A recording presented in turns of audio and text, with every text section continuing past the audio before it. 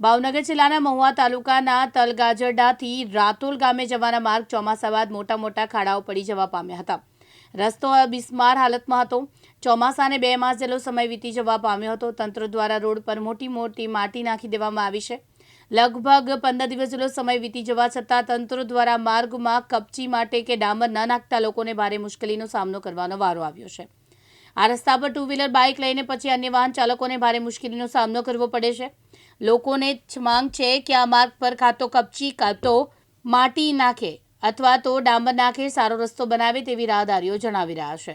રાતોલ ગામના ઉપસરપંચ રોડ માટે આ રોડનું કાંકરી 10-15 દિવસથી નખાણી છે, પણ હજી કામ શરૂ નહીં થયું. જે માગણી એવી કરવા માગીએ છીએ કે વહેલી તકે આ રોડનું કામ પૂરું થઈ જાય અને ગામવાળાને સુવિધા મળે. અત્યારે વાહન હાંકવામાં ને પૂરી તકલીફ પડે છે, એટલે જેમ બને એમ આગળ રજૂઆત કે કામ વહેલી તકે પૂરું કરે. અહીંયા હું 3-4 વર્ષથી એક દરરોજ રેગ્યુલર જાવ આવું છું. આ રસ્તાની હાલત અત્યારે ફૂલ ખરાબ છે. આ 15-20 દિવસથી કાંકરી નાખી હજી આ કોઈ આનું પગલાં કંઈ લેવામાં આવતા નથી. પૂરા માણસો બધા હેરાન થાય કે 2 વ્હીલર હાલી શકતી નથી.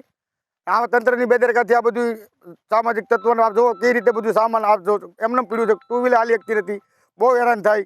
હિંમત મકવાણા, દિવ્યાંગ ન્યૂઝ, મહુવા, ભાવનગર.